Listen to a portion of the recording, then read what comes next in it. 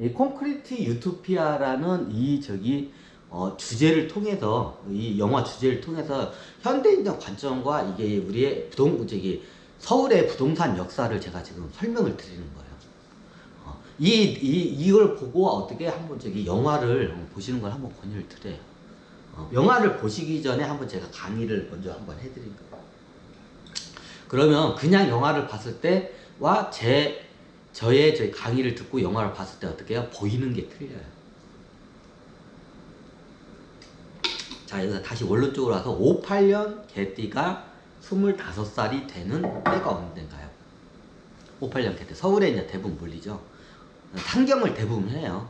58년 개띠들이 베이비붐 세대가 어떻게 지방에 있던, 어떻게 이제 산업화가 되면서 어떻게 상경을 해요. 자, 58년 개띠가 25살이 되는 시기에 어떻게 그냥 58 플러스 그냥 25 하겠습니다. 그냥 58 플러스 25 하면 58, 78, 83, 83년도예요. 자, 83년도. 3년 후에 86 아시안 게임이 열리고 그리고 그 2년 후에 88 올림픽이 이제 열리죠. 자, 느낌 오시나요? 83년도에 어떻게 냐 83년도부터 그 전에는 이런 집값이 이렇게 비싸지가 않았어요. 쉽게 말하면 차로 기준하면 자동차가 어떻게 집보다 훨씬 비쌌어요. 예전에 자동차 귀하기도 했지만 자동차가 어떻게 자동차가 예전 자동차 보면 그지 같아요. 저게 지금 현대는 가끔 저게 차야?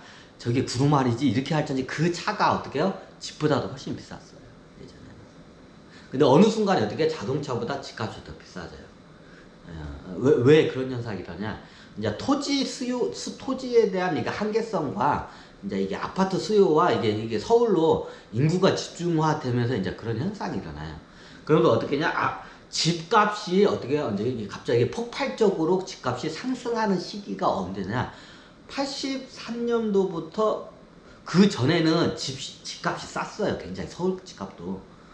집이 어떻게 보잘것없는 거 판자촌 그런 집이었지만 집값이 겁나게 쌌어요. 서울 집값도 예전에. 근데 58년 개띠가 어떻게 돼요?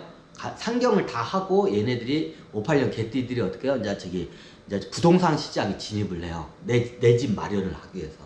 그러니까 어떻게 해요? 수요와 공급의 법칙에 의해서 어떻게 해요? 집을 살려는 수요가 어떻게 폭발을 해요. 그러면서 어때요? 집값이 껑충 뛰어요. 땅값이 올라요. 서울의 땅값이, 집값이. 그게 언제예요? 58년 개띠들이 어떻게 해요? 내 집을 마련하겠다고 이게 다시 부동산 시장에 들어올 때.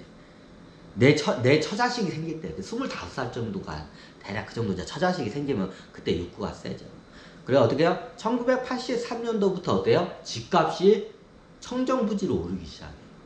그 전에는 집값이라는 게 쌌어요. 부동산이라는 게 그냥 이게 쌌어요. 그냥 자동차 값이 이렇게 비쌌으면 부동산 값은 겁나 쌌어요. 집값은.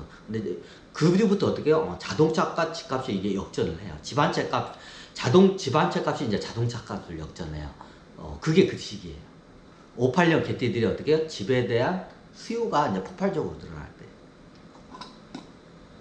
이제 58년 개띠가 들어오면서 베이비붐 세대가 차곡차곡 부동산 시장으로 들어가요. 베이비붐 세대가 58년부터 정확히 따지면 1969년생까지예요. 1969년도생까지가 베이비붐 세대예요. 자, 이 69년도까지 베이비붐 세대가 어떻게 되나요? 폭발적으로 부동산 시장의 수요를 어떻게 해요? 끌어올려요. 그러면서 어떻게 해요? 서울의 땅값과 집값이 청정부지로 오르기 시작해요. 그러면 58년 개띠가 25살이 되는 83년부터 베이비붐 세대가 부동산 시장으로 12년 동안 진입을 합니다. 자, 그러면 어떻게 해요? 12년 동안 83년도 플러스 12년 하면 어떻게 되나요? 95년도죠. 제가 95년도가 제가 9학번이에요. 참고적으로. 자, 95년도까지 어떻게 해요? 이 베이비붐 세대가 싹 들어가요. 그럼 베이비붐 세대가 상경을 하고 자식을 낳고 집을 사야겠다는 수요가 굉장히 강해져, 욕구가. 그러면서 어떻게 해요? 서울의 집값을 끌어올려요. 수요가 이게 폭발적으로 들어가니까. 그 1983년, 그 1970년대에는 집값을 별로 뭐 안 쳐줬어요. 집값이 쌌어. 서울도. 1970년대는 그다음에 83년부터 집값이 계속 천천부지로 오르다가 1995년도에 이게 굉장히 이게 극에 달해요. 부동산 값이. 그러다가 어떻게 해요? 부동산이 언제 꺼지나요? IMF 때 꺼져요.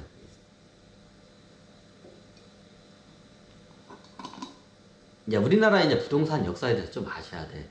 요즘 지금 뉴스를 보면 이게 사람들이 똑똑해졌는데 이게 한쪽으로 과열하게 되면 이게 문제가 많이 생겨요. 그러면 왜 그러면 왜 그때까지는 왜 집값이 오는데 왜 지금은 많이 올라요? 지금은 이게 심리 때문에 그래요.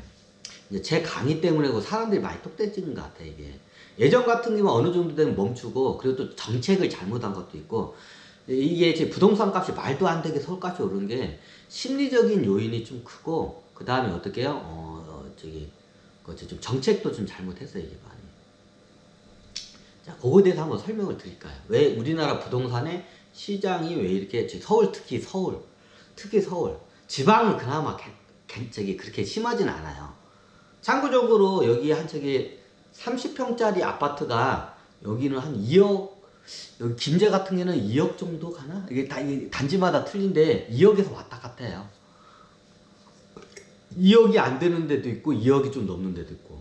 아주 그냥 30평짜리 기준으로 해서 2억에서 그냥 2억이 넘거나 2억이 안 되거나.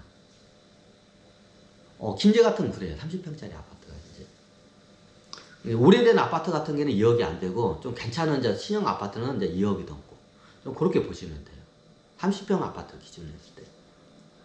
근데 저도 이게 아파트를 좀 한번 알아보려고 저는데, 이게 좀 지방 같은, 전주 같은데 이렇게 좀, 이게 관청인가 되게 좀 약간 지방 외곽 같은데 인기 없는 데 아파트 가면 30평짜리 아파트가 어떻게 해요? 한 1억 몇천이면 사요. 아니, 내가 알아본 데가 한 1억, 30평짜리 아파트가 한 1억 7천, 6천에 나와 있더라고요. 그 정도면 사요. 지방 같은 경우에는. 잘 보시면 그런 아파트는 많아요. 그런데 사지 왜 사람 안 들어가? 이랬잖아요. 너무 변두리고, 사람들이 왜 때문에 모든 직장이나 일자리가 다 서울에 있기 때문에 그래. 이유는 간단해요. 그래서 제가 서울에서 어떻게 해요? 서울을 갖다가 좀, 인구를 분산화를 시키는 작업을 하기 위해서 한 거예요. 이것 때문에 그래요. 이게 말도 안 되는 게 아파트가 비싸.